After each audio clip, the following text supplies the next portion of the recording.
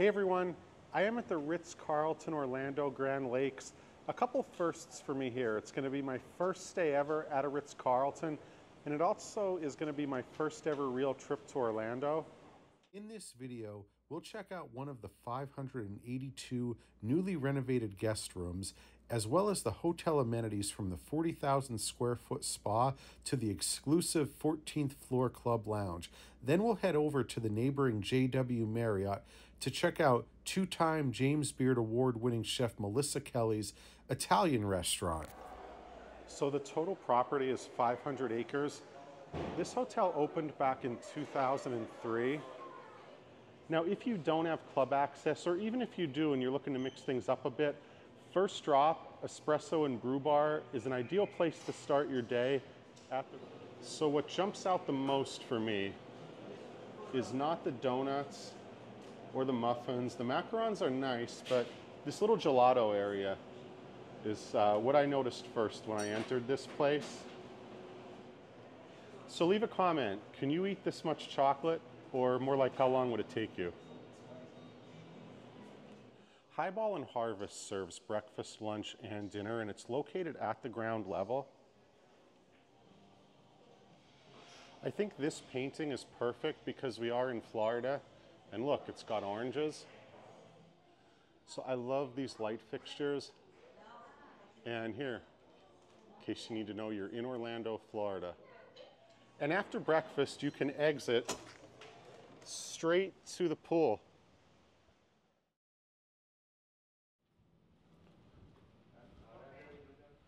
The spa is located between the JW and the Ritz-Carlton.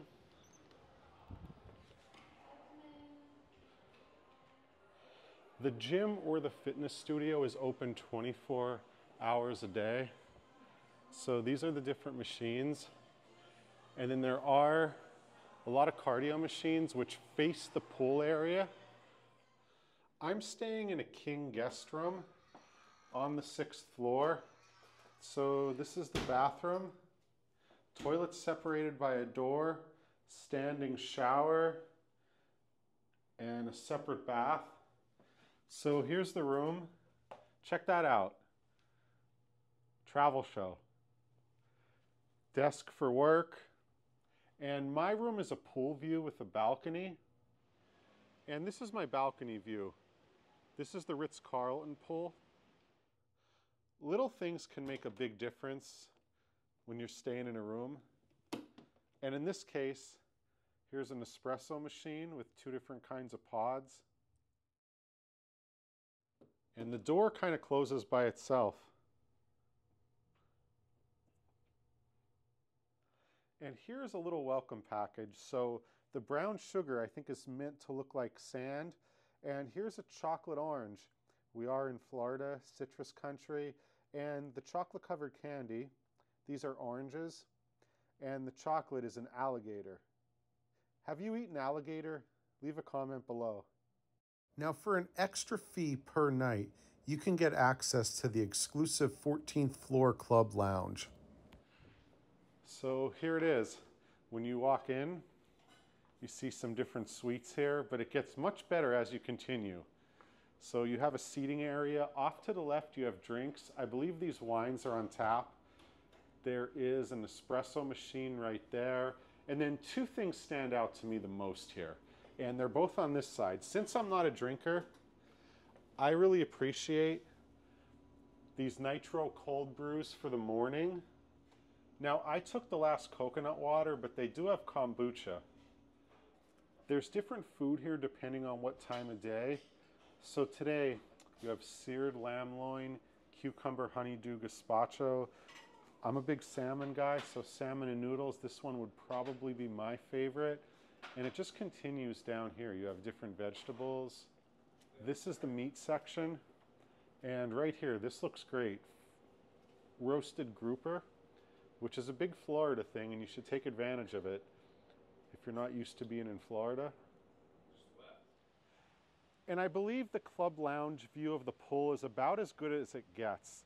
So you can see, I believe that's the Ritz-Carlton symbol right there. And then I hope that's the hot tub back there. That's what I'd like to use.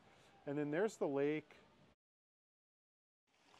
The cabanas are available for rent, and this is the main pool at the Ritz-Carlton. 85 degrees, so it does feel like bath water. But I prefer the hot tub, and since I'm here bright and early, I have the whole hot tub to myself.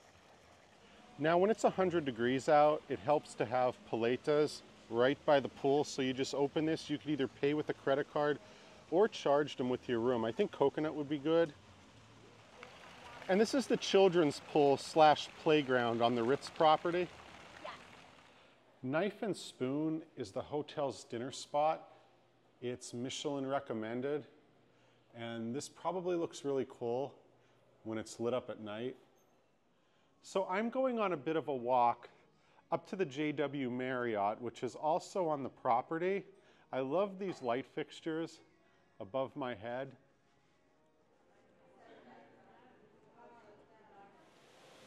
And I like this, the JW Marriott Grande Lakes has a little fountain in the lobby that almost looks like the Washington Monument behind me. Primo is the JW's Italian restaurant by two-time James Beard Award winner Melissa Kelly. So Primo has a balcony area, and from here you have an unobstructed view of the little water park at the JW Marriott.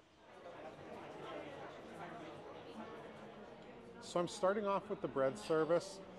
This is a 12-year aged balsamic, and then we have sesame, rosemary, and Levian.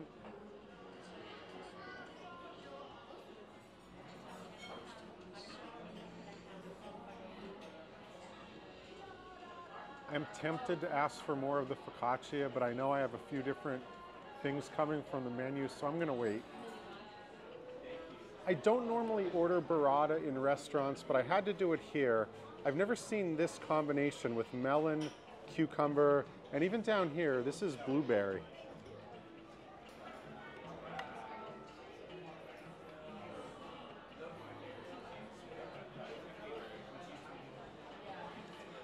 All right, it's very refreshing, especially the melon and the cucumber, but the interesting thing is the crunch from the hazelnuts in there, and also the blueberry. I mean, I don't think this dish would work without the little blueberry puree that's on the bottom.